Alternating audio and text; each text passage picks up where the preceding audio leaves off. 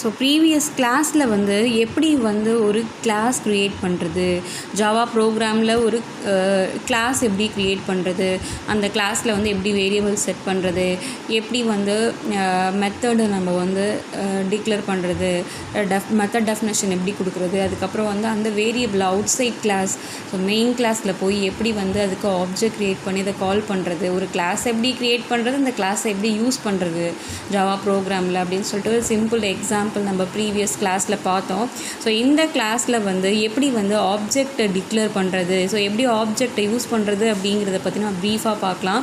So declaring objects, so obtaining object of a class is a 2-step process. So 2 step இருக்குது. So ஒரு ஆப்ஜெக்டை நம்ம create பண்ணணும் அப்படின்னு சொன்னால் வந்து அதில் 2 ஸ்டெப் இருக்குது. ஃபஸ்ட்டு என்ன ஸ்டெப்பு அப்படின்னா, ஃபஸ்ட்டு வந்து அந்த கிளாஸுக்கு வேரியபிளை நம்ம க்ரியேட் பண்ணுறோம்.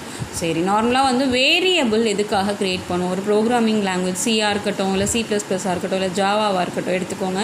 எதுக்கு நம்ம வேரியபிள் க்ரியேட் பண்ணுவோம்? ப்ரீடிஃபைன்டு டேட்டா டைப்ஸ் இருக்கும். So several kinds of data types இருக்குது. இன்டீஜர் டேட்டா டைப் இருக்குது, ஃப்ளோட்டிங் பாயிண்ட் டேட்டா டைப் இருக்குது, டபுள் டேட்டா டைப் இருக்குது, ஸ்ட்ரிங் டேட்டா டைப் இருக்குது. ஸோ இந்த மாதிரி எல்லாமே டேட்டா டைப்ஸ், ப்ரீடிஃபைன்டு டேட்டா டைப்ஸ்க்கு தான் நார்மலாக நம்ம வேரியபிள்ஸ் க்ரியேட் பண்ணுவோம். ஸோ கிளாஸ் அப்படிங்கிறது வந்து ஒரு யூசர் டிஃபைன்டு டேட்டா டைப். நான் முன்னாடியே சொல்லியிருக்கேன், சரியா? ஸோ ப்ரீவியஸ் கிளாஸஸ்லேயே நான் சொல்லியிருக்கேன், நீங்கள் பாருங்கள். ஸோ இந்த ப்ரீவியஸ் கிளாஸில் என்ன சொன்னேன் அப்படின்னா வந்து கிளாஸ் அப்படிங்கிறது வந்து ஒரு user defined data type. So அதனால் வந்து அந்த கிளாஸோட வேரியபிள் இருக்குது பார்த்தீங்களா, அதுதான் வந்து இந்த ஆப்ஜெக்ட். ஸோ இந்த டேட்டா டைப்போட வேரியபிள் தான் வந்து ஆப்ஜெக்ட்டு.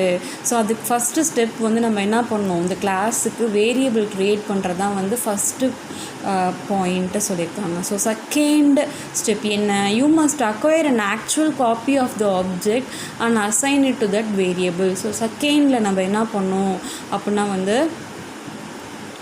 அதோட ஆக்சுவல் காப்பி ப்ரிப்பேர் பண்ணி அதுக்கப்புறம் வந்து அதை வந்து வேரியபிளுக்கு நம்ம அசைன் பண்ணணும்னு சொல்கிறாங்க. ஸோ அதை நம்ம வந்து பார்ப்போம். ஸோ வந்து ஃபர்தராக பார்க்கலாம். This is done using the new operator. So இதை எப்படி செய்கிறது அப்படின்னா வந்து நியூ ஆப்ரேட்டர் யூஸ் பண்ணி தான் நம்ம வந்து இதை பர்ஃபார்ம் பண்ண முடியும். The new operator dynamically allocates memory for an object. நார்மலாக அந்த நியூ ஆப்ரேட்டர் என்ன செய்யும் வந்து மெமரியை அலோகேட் பண்ணும், ஆப்ஜெக்ட்டுக்கு மெமரியை அலோகேட் பண்ணும். ஸோ இதுதான் வந்து இந்த நியூ ஆப்ரேட்டரோட work and returns a reference to it. So அதுக்கப்புறம் என்ன பண்ணால் வந்து ஒரு ரெஃபரன்ஸை ரிட்டர்ன் பண்ணும் ஆப்ஜெக்ட்டுக்கு. நார்மலாக இந்த நியூ ஆப்ரேட்டர் நம்ம எதுக்காக ஆப்ஜெக்ட் க்ரியேஷனில் யூஸ் பண்ணுறோம் அப்படின்னா வந்து அது வந்து ஆப்ஜெக்ட்டுக்கான மெமரியை அலோகேட் பண்ணுறதுக்கு தான் இந்த நியூ ஆப்ரேட்டர் நம்ம யூஸ் பண்ணுறோம். This reference is the address in memory. So இந்த ரெஃபரன்ஸ் ஸோ வந்து என்ன பண்ணுவோம்னு சொன்னேன். ஸோ நியூ ஆப்ரேட்டர் வந்து மெமரி ஸ்பேஸை க்ரியேட் பண்ணும், ஆப்ஜெக்ட்டுக்கான மெமரி ஸ்பேஸ். ஒன்ஸ் ஒரு ஆப்ஜெக்டை நீங்கள் க்ரியேட் பண்ணிட்டீங்கன்னா அந்த ஆப்ஜெக்ட்டுக்கான மெமரி ஸ்பேஸ் இந்த நியூ ஆப்ரேட்டர் வந்து க்ரியேட் பண்ணி கொடுக்கும்னு சொன்னோம். அதுக்கப்புறமா ஒரு ரெஃபரன்ஸை வந்து ரிட்டர்ன் பண்ணணும்னு சொன்னோம் இல்லையா? ஸோ அதுதான் இங்கே சொல்கிறாங்க, இந்த this reference is the address in memory.